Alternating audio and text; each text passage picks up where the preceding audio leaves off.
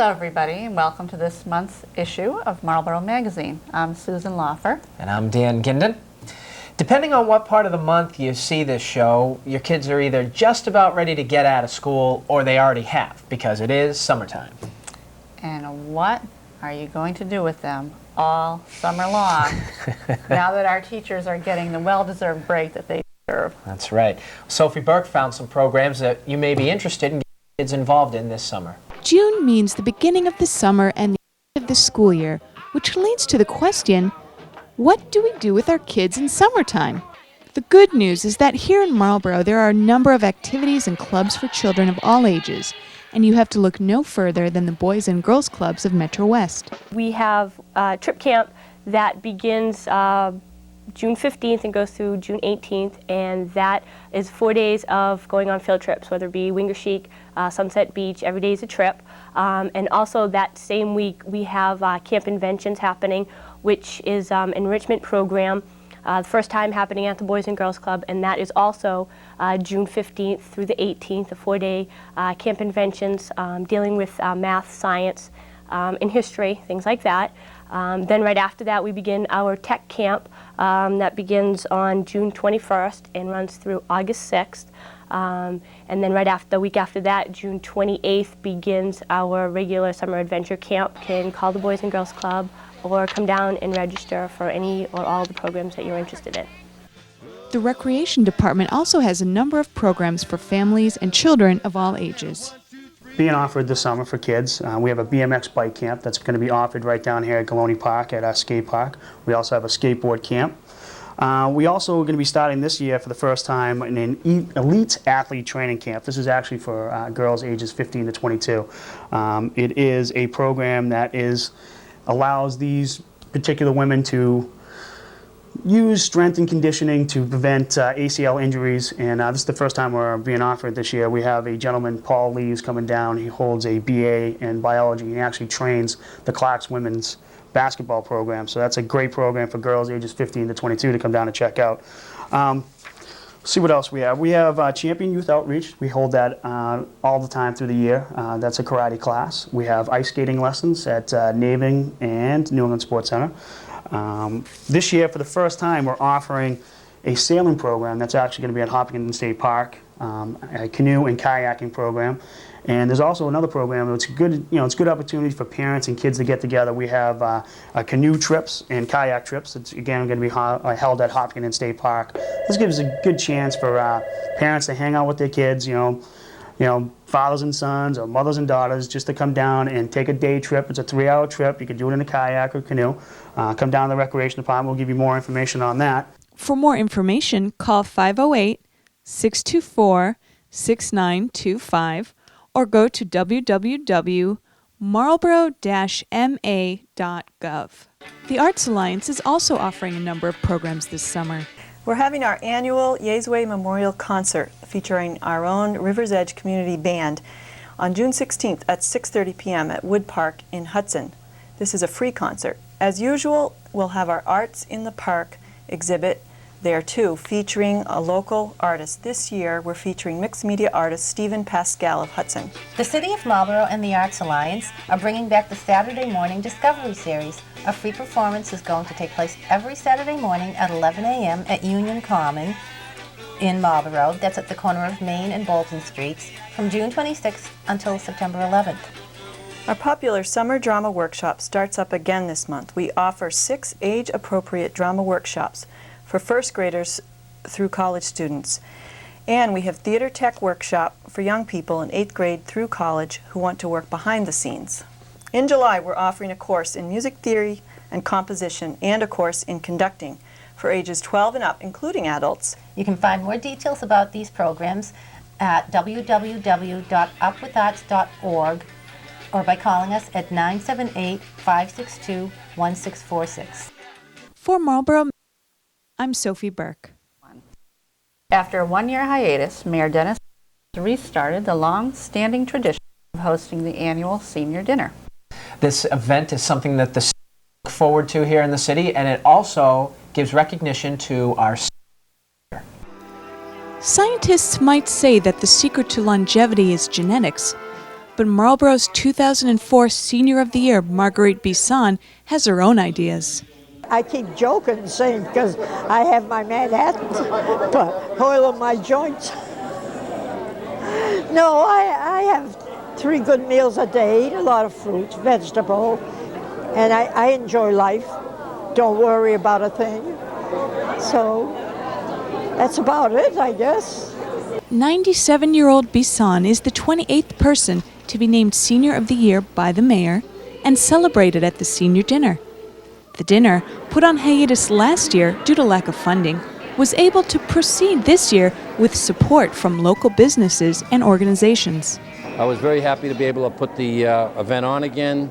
We look forward to dealing with the seniors on a daily basis and making their lives as exciting as we can, and they get to visit with their old friends and neighbors, and so we're having a good time here tonight. I'm glad to have it back in the city, and the seniors deserve a night out on us. While the over 400 guests mingled and ate, entertainment was provided by the Marlborough High School Jazz Ensemble and the Marlborough High School A Cappella Choir. The MC for the evening was Board of Health Director Bob Landry. I'm happy to be here tonight at the senior dinner, and not only that, very pleased that the mayor asked me to MC. I wasn't quite sure how that was going to work out, and with I think about 300 seniors here, they seem to be enjoying themselves. Nominees for the Senior of the Year are Marlborough residents who are over 90 and still active in the community. Bisson, a Marlborough native, has had a life of family and community involvement. She's been involved with her church, St. Mary's, as well as the Moose Lodge and the Marlborough Hospital. I just want to thank the committee for naming me Senior Citizen of the Year. It sure was a surprise, but I consider it a great honor. I feel very blessed, but I'm enjoying every minute of it. I'm glad they chose me before I die. For Council on Aging Interim Director Jack Gracie, Bisson is an example and an inspiration. Tonight was a celebration for a wonderful person. Marie Bisson is just a phenomenal example of positive aging.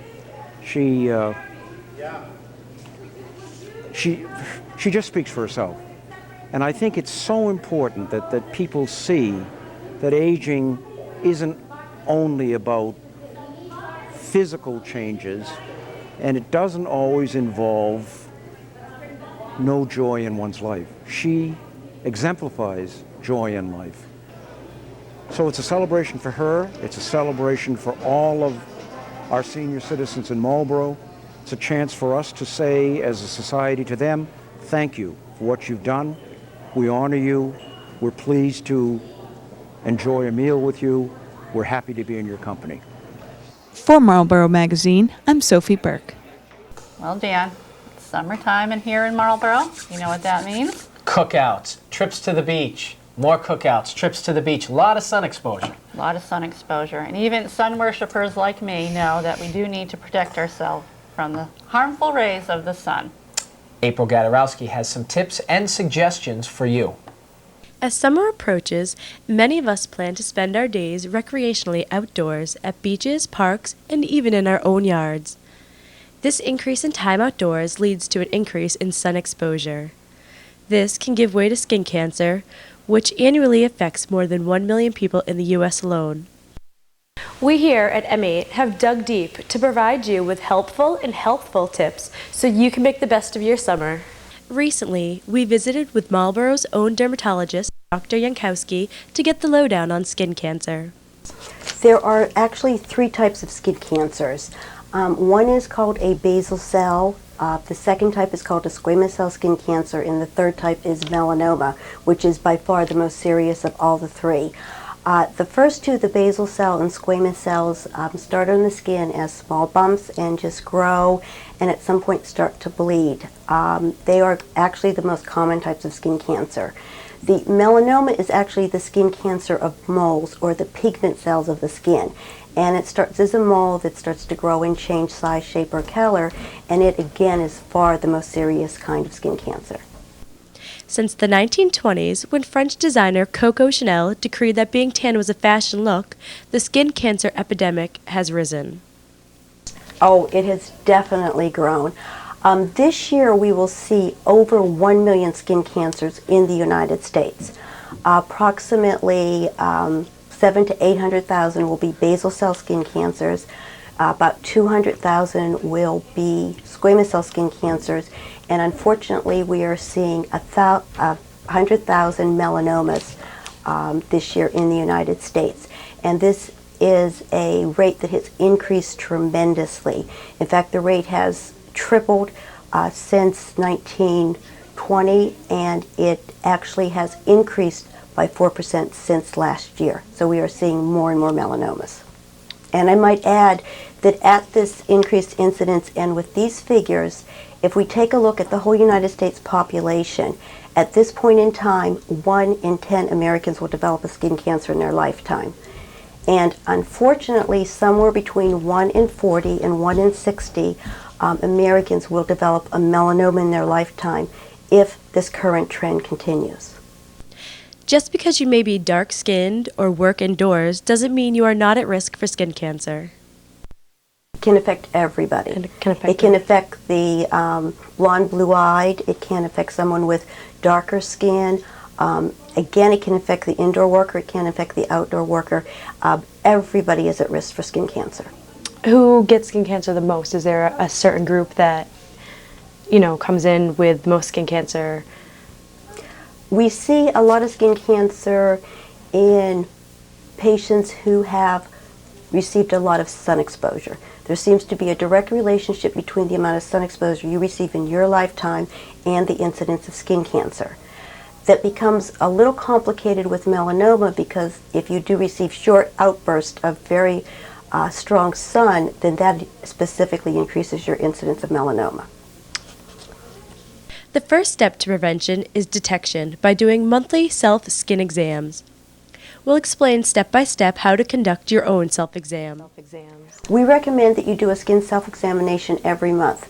Take a look at all of your spots, stand in a mirror, look at your back, have your wife or husband or significant other take a look, but look at your spots once a month so you know what spots you have, and you will, if something new develops, you will pick it up. To do your own self-exam, you'll need the following items: a bright light, a full-length mirror, a hand mirror, 2 chairs or stools, and a blow dryer. The following is a list of steps to help you conduct your own self-exam. First, examine head and face using one or both mirrors. Next, use a blow dryer to inspect scalp. Check hands including nails. In full-length mirror, examine elbows, arms, and underarms. Focus on the neck, chest, and torso. With your back to mirror, use hand mirror to inspect back of neck, shoulders, upper arms, back, buttocks, and legs. Sitting down, check legs and feet, including the soles, heels, and the toenails. Skin cancers will start as small spots, and although you may not find it the first time you look, you'll find it the second or third time. It will be a new spot that will appear on your body. For the basal cells and squamous cells, it will be probably a skin-colored bump that will grow bigger, and it sometimes start to bleed or appear if it's not healing. For the melanomas, it'll be a brown spot, a black spot, a blue spot, and it will start to grow. It will enlarge in size. It will get irregular borders. It will start to have different shades of brown or black in it, and if you look, you will notice it. If you don't look, it will sit there and start to grow and potentially even spread internally eventually, especially for the melanomas. Skin cancers don't knock on your door and say, "Hey, I'm here, look at me."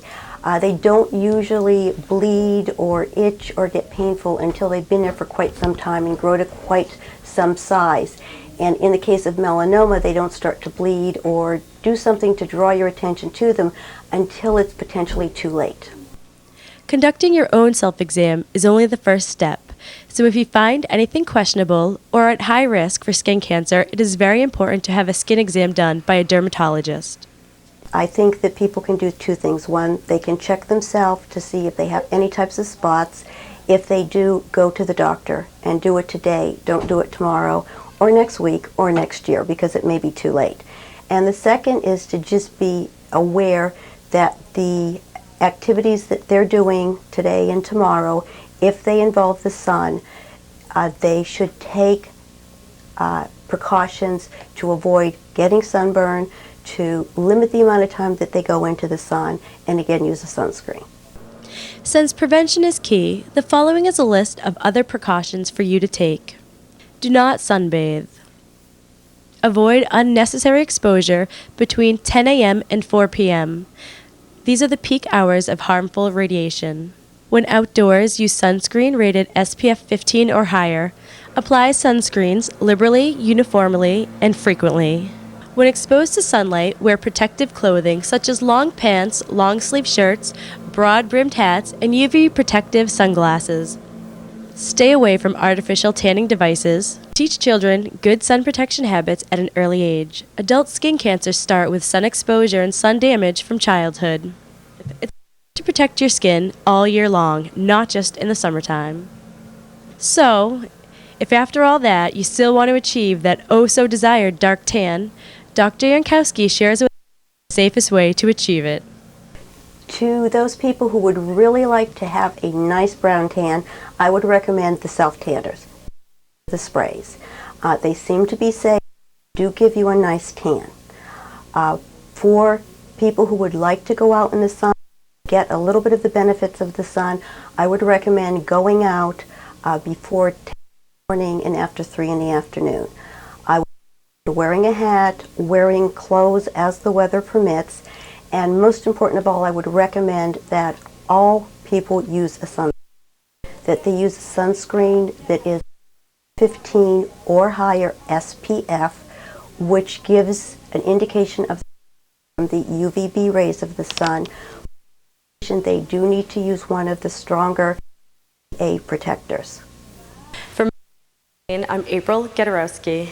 Thank you. The position of athletic director at Marlborough High School is not an easy one. No, it's scheduling all those league games, taking on parent complaints, keeping up with all the student athletes, and dealing with soggy fields, and a whole gamut of events that go on. This month, our spotlight falls on the soon-to-be retired Jeff Long. For 21 years, Marlborough High School has had the same man running the athletic department. The reason is simple. Jeff Long is one of the best. This lifelong resident of Marlborough has a strong work ethic and a desire to set a good example for the students. That is something he learned while growing up. My dad worked over at LaPointe's machine shop, worked the 7 to 11 shift, so he'd be sleeping during the day, so Saturday afternoons he didn't get to see too many games, but working overtime, one or the other. I remember one incident coming home after a Saturday afternoon game, and my dad asked me, "Well, how'd it go?" I said, "Well, not too good. I didn't get to play that much." He says, "I didn't ask you that." He says, "How'd it go? Did your team win or lose?" "Oh, we won." "Then you should be satisfied." End of story. So I never forget that. One of 5 children, Jeff noticed how important the role was that his parents played in his life, as well as his siblings. My mother and father both encouraged all of us to participate in athletics, and when they could, they were always at the games, encouraging us. But they were very good role models, that's for sure. It's hard to imagine a time when Jeff Long wasn't involved in sports. That's because there never has been one. He picked up football first as a kid. Soon, ice hockey, basketball, and track followed. Was Jeff Long a big man on campus during his playing days? No, Jeff Long wasn't a big man on campus. In fact, I was very skinny, and I just want another member of the team, to be honest with you. Yeah. Loved playing, loved the camaraderie, all the guys on the team. We had some pretty good players, kids that went on that did well, and they're lifelong friends too. While in school, Jeff met a young lady named Donna. These 2 high school sweethearts would end up married and building a family together, although there is a secret about their beginnings that haunts Long to this day. No, she's from the home of the enemy. She's from Hudson, and it's sometimes I don't admit it too often, But she's a wonderful woman in spite of her hometown. Long left Marlborough High School in the middle of his senior year to attend Cheshire Academy in Connecticut. A year and a half later, he went to Norwich University in Vermont. After graduating in 1966, Jeff found himself headed to Germany as part of the United States Army. I lucked out. I ended up in Germany for 2 years. I would have gone to Vietnam if I had stayed in, but I lucked out that way, and then I didn't have to serve over there. But I served in Germany for 2 years with a tank company. I was a company commander for a tank company in Augsburg, Germany, right outside of Munich. Even though he was in another part of the world doing work for his country, Long still found a way to work football into his schedule. And I was able to also coach football with my next door neighbor upstairs in Germany, Vinny Casillo, who was a West Point graduate. He was a lineman, I was a back, and we coached our division team. And that was a lot of fun. We ended up going to the European Championship, and we lost to the Berlin Bears. Yeah. They were terrific, and they beat us pretty good too. But we thought we were hot stuff, and they came down and took care of us in no time at all. They were good. 2 years later, Jeff was out of the Army and on his way to Dedham High School, where he was the assistant football coach and an English teacher. With a steady income, Jeff and Donna started their family. They had 2 boys, Pete and Bill. Long now found himself with a newer job, being a father.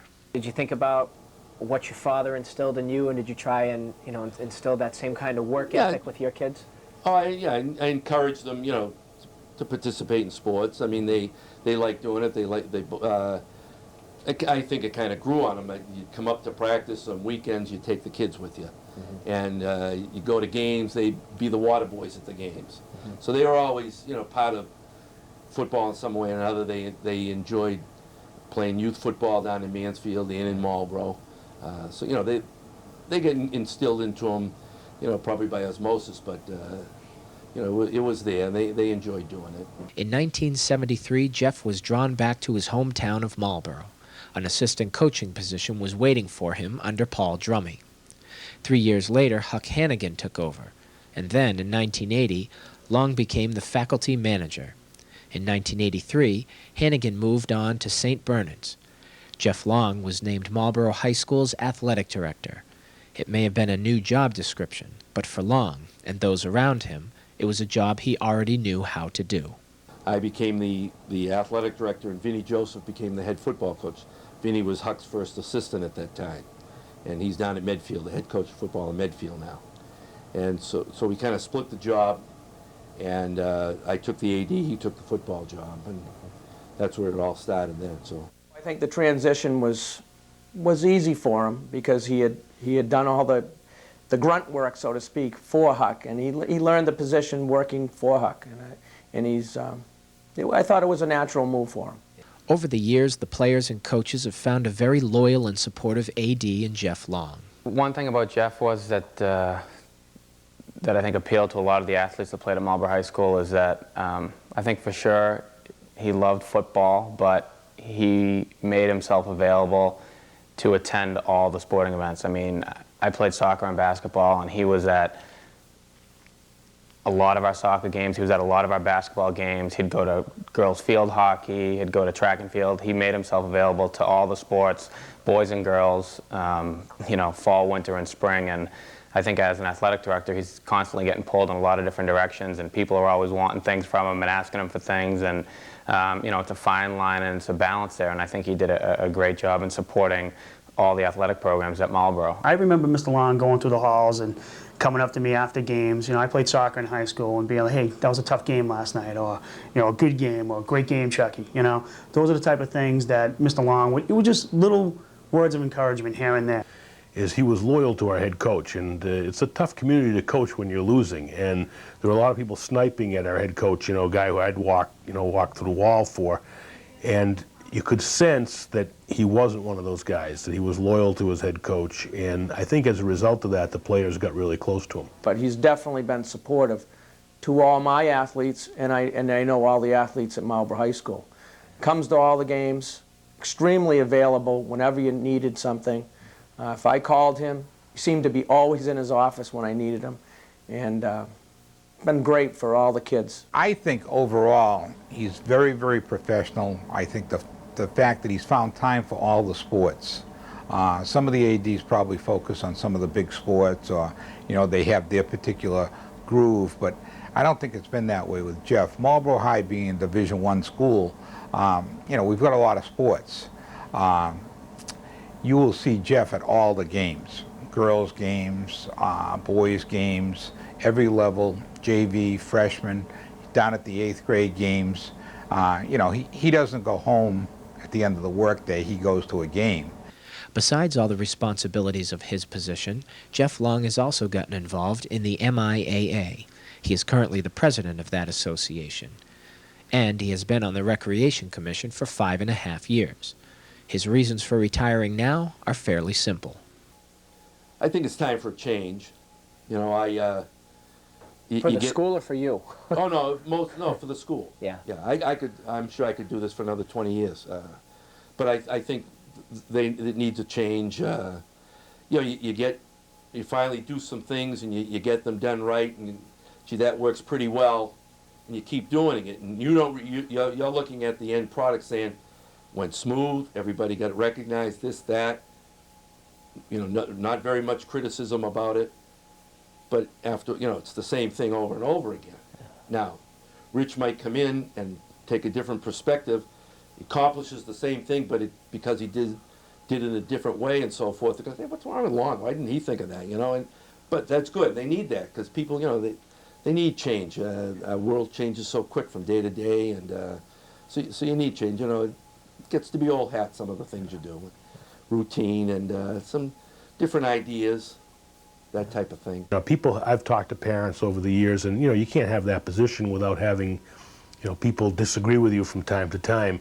But the one thing you can never say is that he didn't care about the kids and the athletes. The athletes had a friend in that corner office up there at the athletic director's office, and it's evidenced by the fact that he attends all the games, whether it's girls softball or tennis or football or baseball or soccer. He's always interested, he's always there, he's always promoting the kids, which is another real true function of a coach and athletic director. He does definitely keep the coaches safe, I think, in some cases. I think he takes a lot of the criticism, positive and negative, and he diffuses it, and it makes it a lot easier for the coaches to do their jobs as coaches. I think the greatest compliment you can give him is the president of the MIAA. He's the main man in that organization, so I think that's just a testament to what he has meant to athletics in general here at Marlborough High and in Massachusetts. And anybody who's spent any time with Mr. Long has had the get to know him a little bit better. Besides on the business side, you really know he has a great sense of humor, and those are one of the things I found out about him. Definitely he's going to be hard to replace. In his post-AD days, Jeff is looking to relax, travel, and perhaps even delve into the field where his wife, Donna, succeeds. I think I'd probably work with my wife doing some real estate. She's a real estate agent here in town. I'll be a go for her for a while, and then see what happens there. Try that. Regardless of where he goes or what he does, Jeff Long will be missed, and he will miss the life he's known for so many years. I think the day-to-day things with the kids I'm going to miss. Watching kids, especially now that the 8th grade's here, watching them mature and grow up. Some kid you don't even know, but you see him out there in the field, trying like heck, trying to do things, different things, and then all of a sudden by the time he's a senior, he's matured, he's a leader, he's an integral part of the school, academically and civically and athletically. Those are the good things you like to see, and then you like to see them go off and have success after this. What do you want people to say about Jeff Long? Jeff Long was, how do you want the rest of that sentence completed? Hardworking, insightful, anticipated things that make sure to cut, things were cut off before they could happen, that type of thing, That's about it, yeah. Okay. That's it for this month's issue of Marlborough Magazine. Susan Loffer. And I'm Dan. Thanks for joining us. We'll see you next issue.